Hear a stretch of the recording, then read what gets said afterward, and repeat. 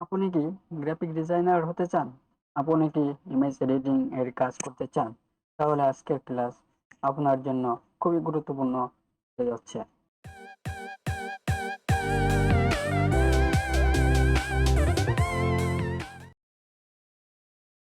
আসসালামু আলাইকুম dear viewers. Mallikpur digital academy এর গ্রাফিক ডিজাইন কোর্সে সকলকে স্বাগত জানাচ্ছি। বরাবরের মতো আজকেও ইমেজ এডিটিং এর অন্য আরেকটি গুরুত্বপূর্ণ ক্লাস নিয়ে হাজির হয়েছি। আজকের ক্লাস হলো পেন্টুলের সাহায্যে মডেল ইমেজ ব্যাকগ্রাউন্ড রিমুভ।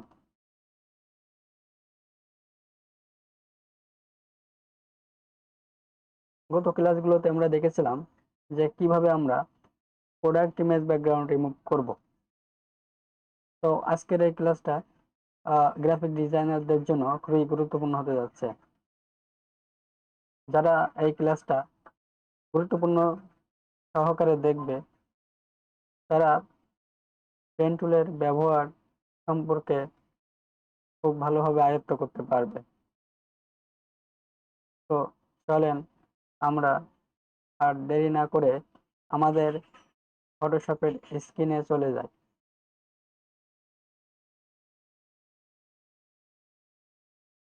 আমরা ফটোশপের স্ক্রিনে চলে এসেছি। তো আমাদের সেই কাঙ্ক্ষিত মডেল ইমেজটা আমরা এখন ফটোশপে ওপেন করব। তার জন্য আমরা চলে যাব ফাইল মেনুতে।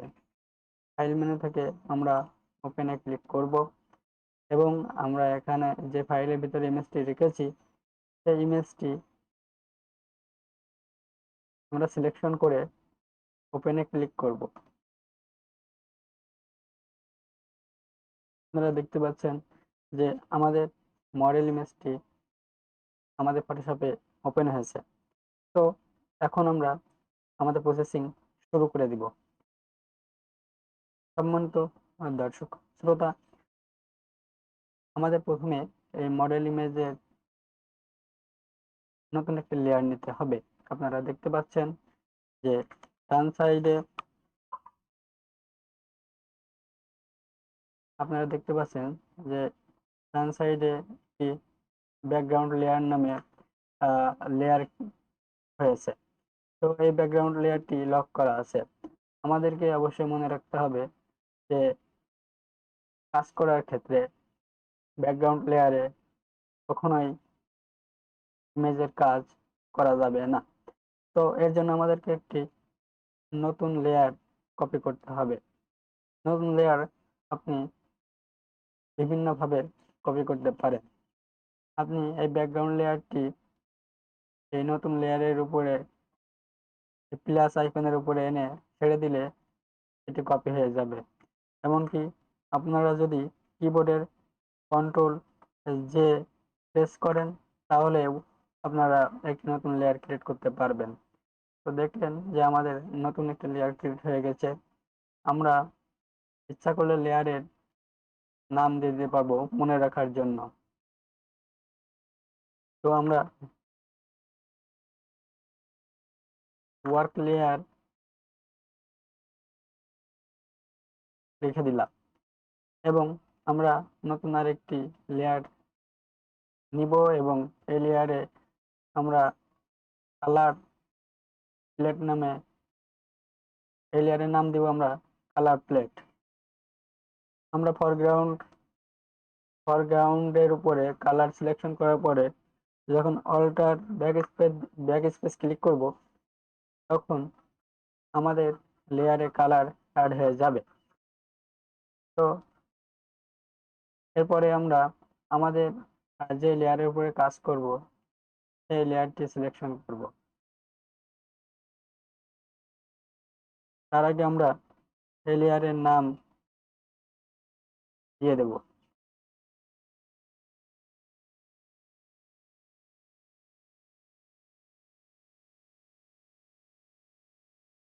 তো আমরা আজকে আমাদের এই মডেল ইমেজটি পেন টুলের সাহায্যে ব্যাকগ্রাউন্ড রিমুভ করে দেখাতে যাচ্ছি। এই জন্য আমরা আমাদের পেন টুলটি সিলেকশন করে নিব। আপনারা ইচ্ছা করলে কিবোর্ডের শর্টকাটের মাধ্যমে আপনারা ইচ্ছা করলে কিবোর্ডের শর্টকাটের মাধ্যমে আপনারা ইচ্ছা করলে কিবোর্ডের শর্টকাটের মাধ্যমেও পেন্টুল সিলেকশন করতে পারেন। সেই শর্টকাটটি হচ্ছে পি। তো আমরা এখন আমাদের ব্যাকগ্রাউন্ড রিমুভের কাজ শুরু করতে যাচ্ছি।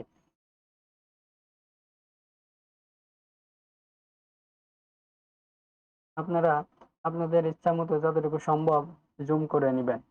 জুম করার জন্য আপনারা কিবোর্ডের অল্টার বাটন ক্লিক করে মাউসের হুইলটি স্ক্রল করবেন। তাহলে দেখবেন যে আপনারা সহজেই ইমেজটি জুম ইন এবং জুম আউট করতে পারছেন। তো এই ইমেজটি কাজ আমরা এখন শুরু করব পেন্টুলের সাহায্যে। এই জন্য আমাদের পেন্টুলের সাহায্যে ইমেজের কাজ করার জন্য আমাদের একটু লেট হতে পারে। তো শেষ পর্যন্ত আপনারা আমাদের সাথেই থাকুন এবং দেখতে থাকুন যে কিভাবে আমরা পেন্টুলের সাহায্যে ব্যাকগ্রাউন্ড রিমুভ করছি।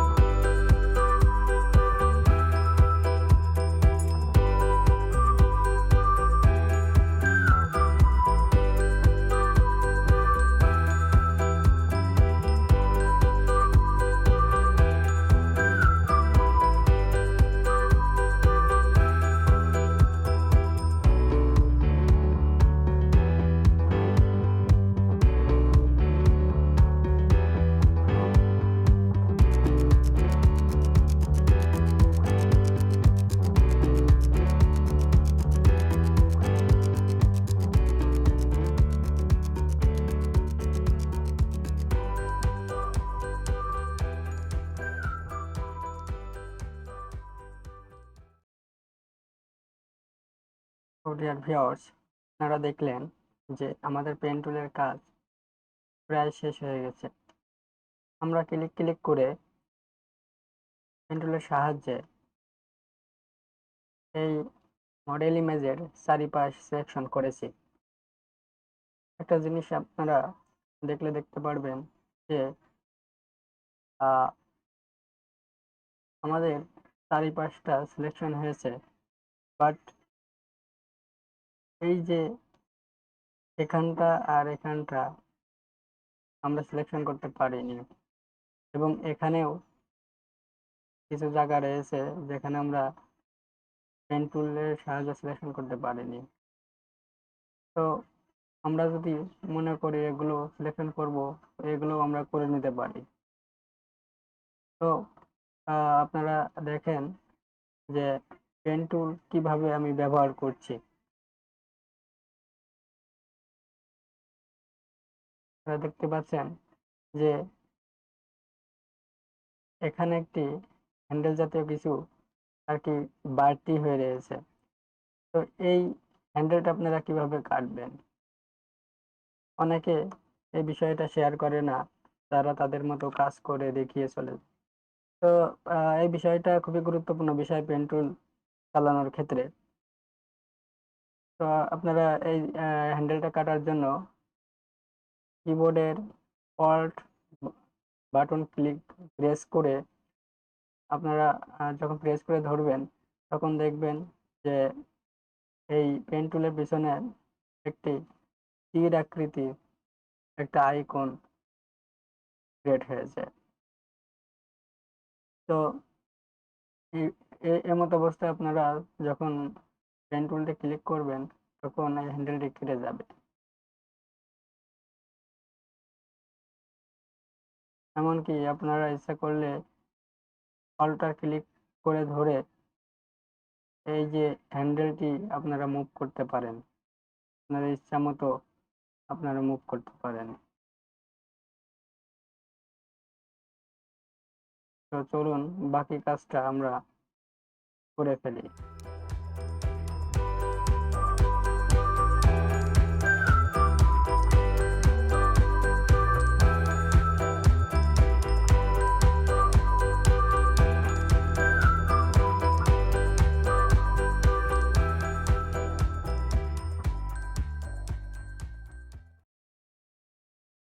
তো ডিয়ার ভিউয়ার্স, দেখলেন যে আমরা পেন্টুলের কাজ শেষ করে ফেলেছি। এখন আমরা কিভাবে ব্যাকগ্রাউন্ড রিমুভ করব সেই প্রসেসিংটা আপনাদেরকে দেখাবো। তো একটা জিনিস দেখেন যে আমি যদি এখন কিবোর্ডের কন্ট্রোল এন্টার প্রেস করি, তাহলে আমার সিলেকশন, আমার পেন টুল দিয়ে মার্ক করা জায়গাগুলো সিলেকশন হয়ে যাবে। তো সিলেকশন হওয়া মুহূর্তে এখন যদি আপনারা কন্ট্রোল শিফট আই প্রেস করেন, তাহলে আপনার অবজেক্ট সিলেকশন হয়ে যাবে। এতক্ষণ ছিল সাবজেক্ট, এখন আপনারা দেখতে পাচ্ছেন যে অবজেক্ট সিলেকশন হয়েছে। তো কন্ট্রোল শিফট আপনারা দেখতে পাচ্ছেন যে এই ইমেজের এই যে পয়েন্ট পয়েন্ট দেখা যাচ্ছে, এগুলোকে সিলেকশন বলা হয়ে থাকে। তো এই সিলেকশনটা এখন মডেলের চারিপাশে আছে। তো এই সিলেকশনটা আমরা অবজেক্টের উপরে করব। অবজেক্টের উপরে সিলেকশন করার জন্য কন্ট্রোল শিফট আই প্রেস করতে হবে। করলে আপনারা দেখতে পাচ্ছেন যে এরকম ভাবে ব্যাকগ্রাউন্ডের চারিপাশটা সিলেকশন হয়ে গিয়েছে। এখন আমরা যদি কিবোর্ডের ডিলিট বাটন প্রেস করি, তাহলে দেখতে পাচ্ছেন যে আমাদের ইমেজ থেকে ব্যাকগ্রাউন্ড রিমুভ হয়ে গিয়েছে।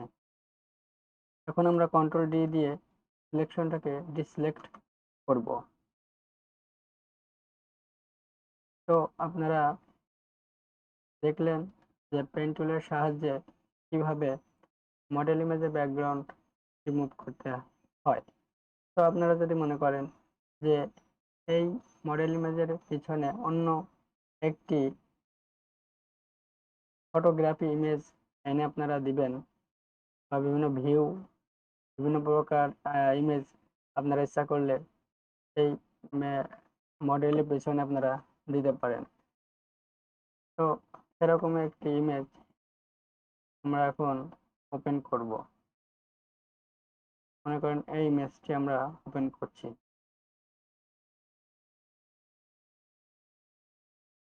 এবং আমরা এই ইমেজটিকে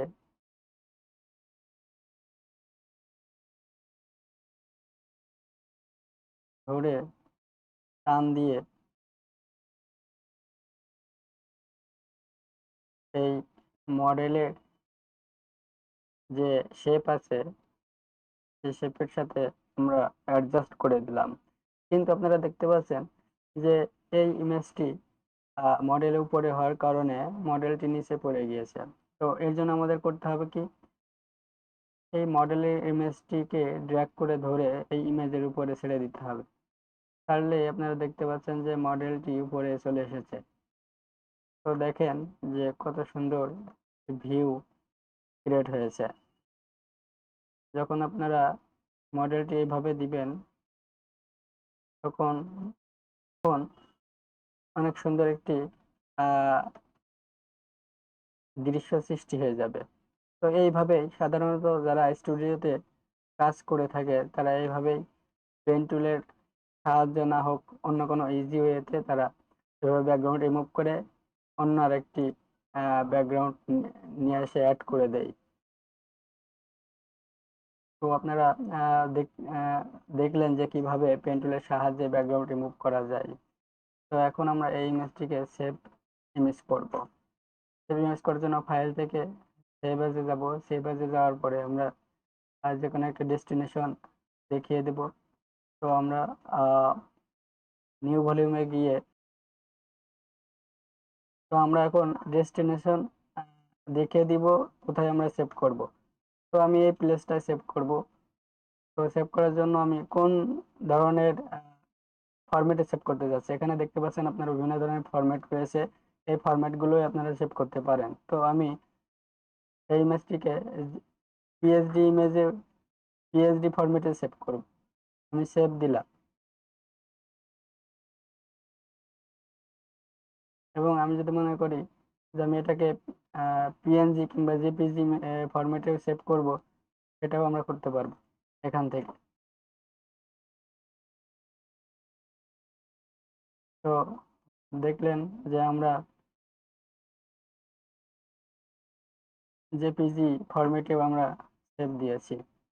তো এইভাবে দর্শক মন্ডলী, আপনারা ইচ্ছা করলে আপনাদের গুরুত্বপূর্ণ ইমেজগুলো কিংবা আপনাদের ক্লায়েন্টের ইমেজকে ব্যাকগ্রাউন্ড রিমুভ করতে পারবেন পেন্টুলের সাহায্যে।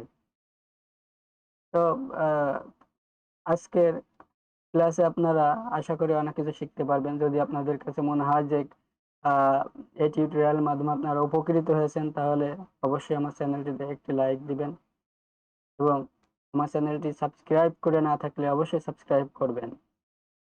তো আগামী ক্লাসের টিউটোরিয়ালগুলো দেখার আমন্ত্রণ জানিয়ে এখানেই শেষ করছি। আসসালামু আলাইকুম ওয়া রাহমাতুল্লাহ।